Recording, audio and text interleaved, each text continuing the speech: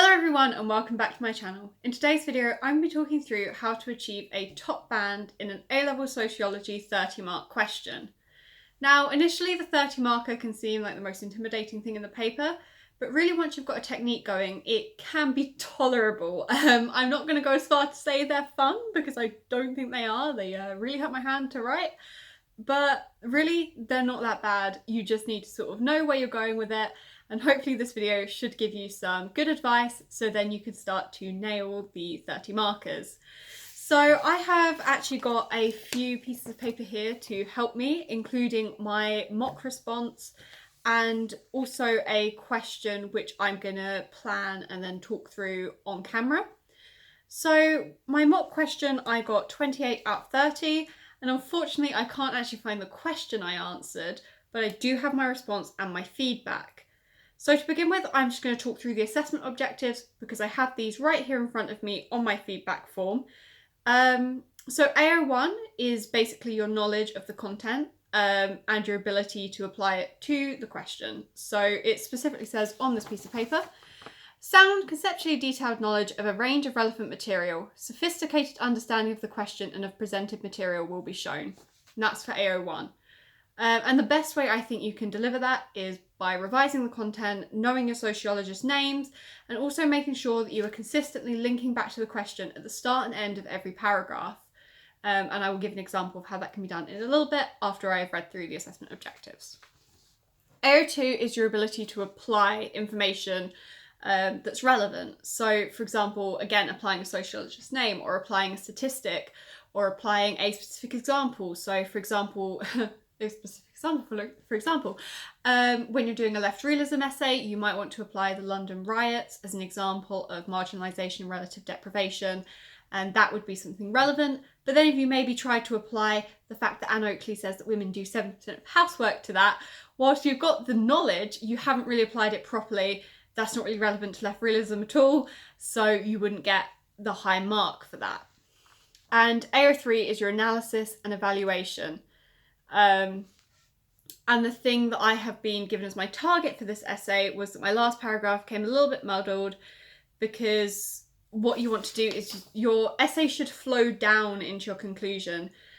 So the way that I like to do it, at least in a history essay, I know I'm doing this for sociology, is if we're evaluating the sources, I will do the one that I least agree with first, and I'll work my way down to what I most agree with. And I think the same thing can be applied in a sociology essay.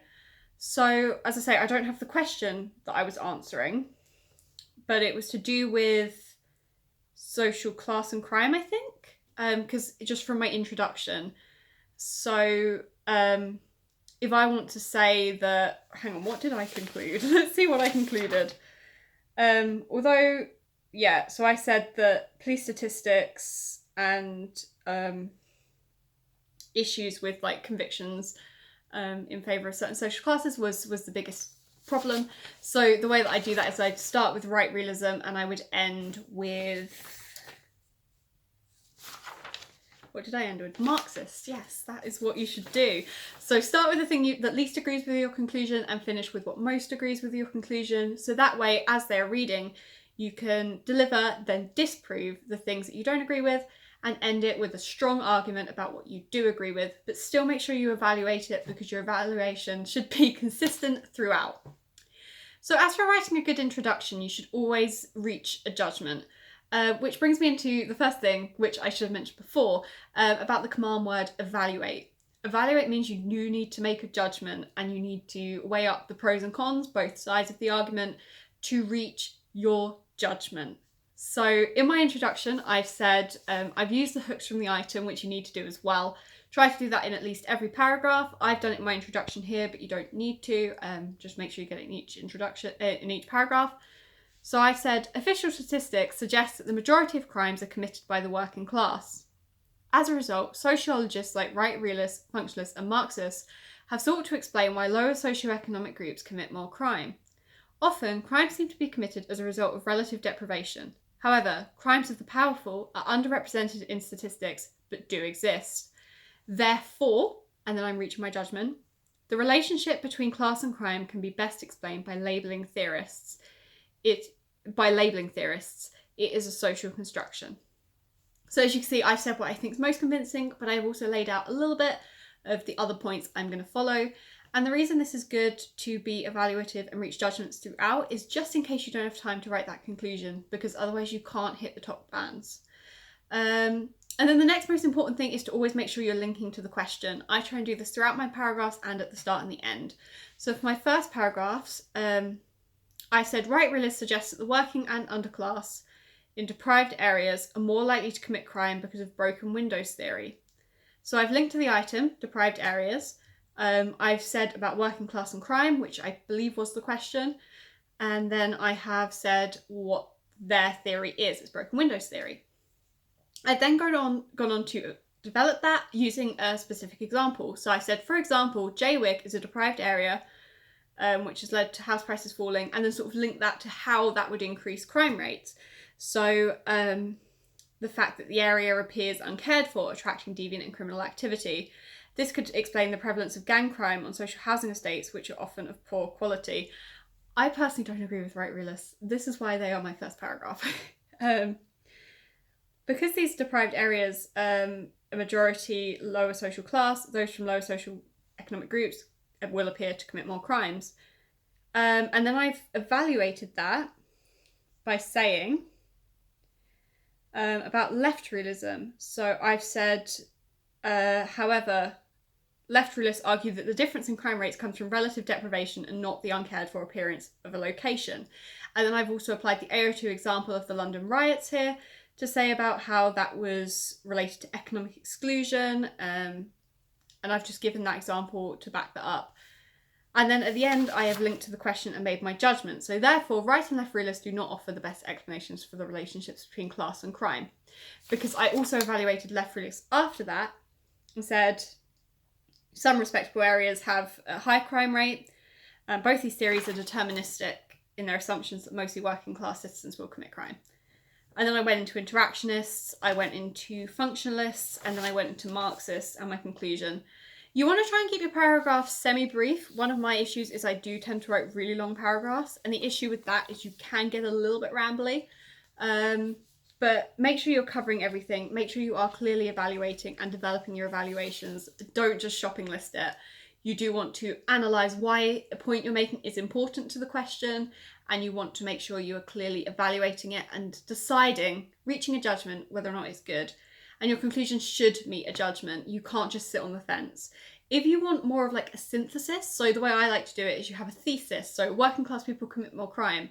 The antithesis, which would be corporate crime, is very significant, it's just underreported. And then you can reach a synthesis about how it's to do with the criminal justice system and their treatment of working class offenders and not actual offence rates. So you are reaching a judgment there. It doesn't necessarily have to be yes or no, whether or not working class commit crime, but there needs to be a judgment there. Now, I have a question which I did write and then marked myself.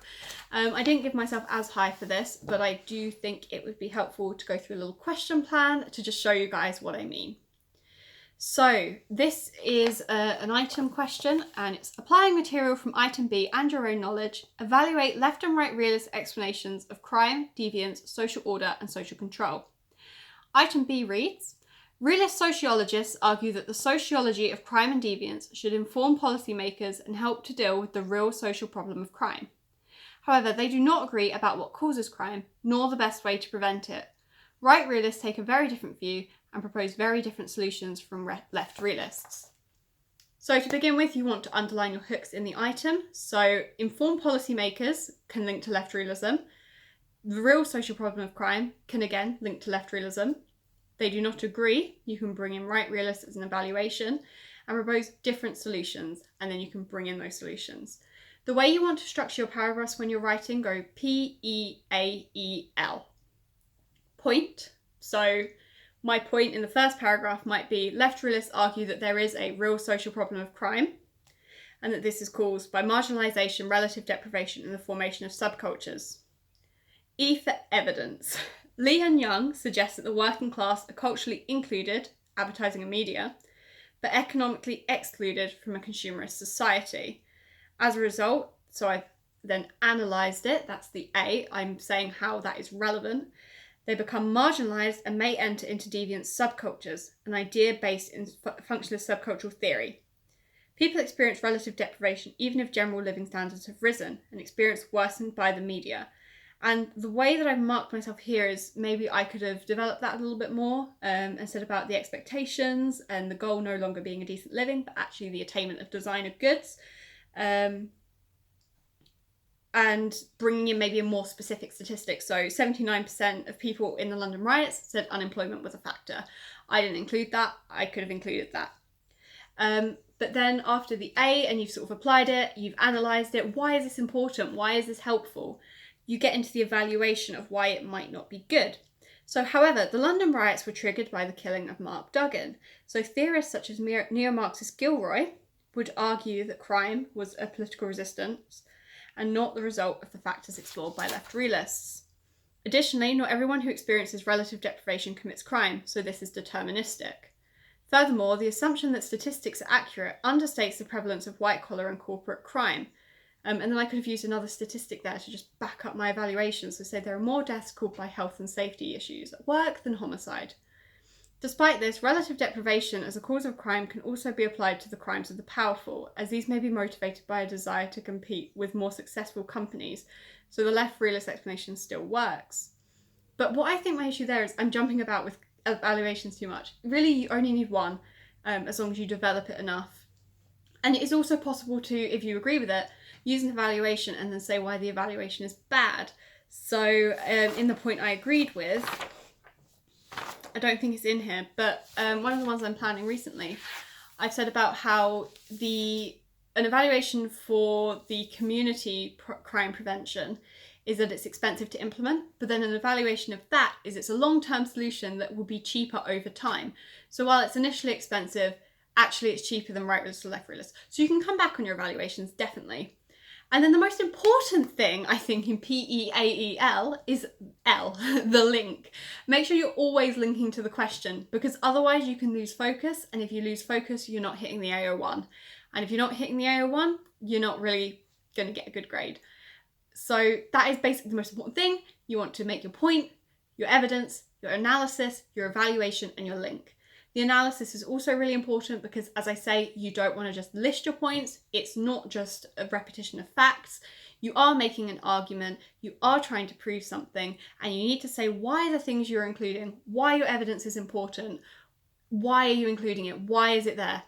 You've got to tell me that. And then you've got to evaluate it. So is this helpful evidence, or is this evidence bad? Because again, that really helps prove or disprove your point, which is what you want to do. And the whole purpose of your essay would be to reach a judgment, and that is why it is a 30-mark evaluate and not a 30-mark explore. So the best way I can do this is RS. We'd have an 8-mark explore where we just list out all the facts, a 12-mark assess where we do the plus and minus, and then it adds up. This is RS, not sociology, but it's the same sort of thing. You want to be writing more of an extended 12-marker than an 8-marker. You are making an argument. It's a little bit like a debate, but on paper, and you do want to prove your point to me when you're answering that question, evaluating the functionalist view of the family.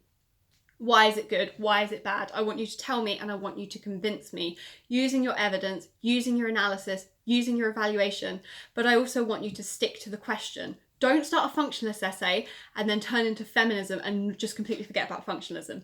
Yes, you can include feminism, but include it by linking it. The feminist view is more or less effective than the functionalist view. The feminist view has some advantages over the functionalist view, something like that. Anyway, my phone storage is running out. If you enjoyed, please leave a like and subscribe. If you have any more questions, please leave a comment down below. I wish you all the best of luck with your sociology exams. I believe in you all.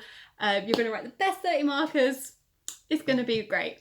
So yeah, I will see you in the next video. Goodbye.